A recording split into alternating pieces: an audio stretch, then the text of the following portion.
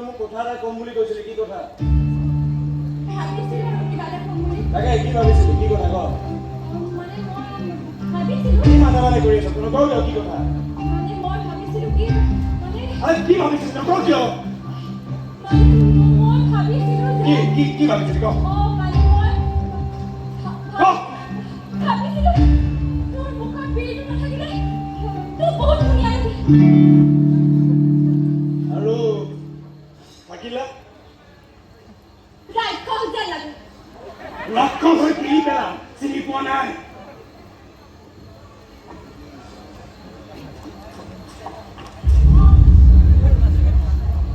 ঐ!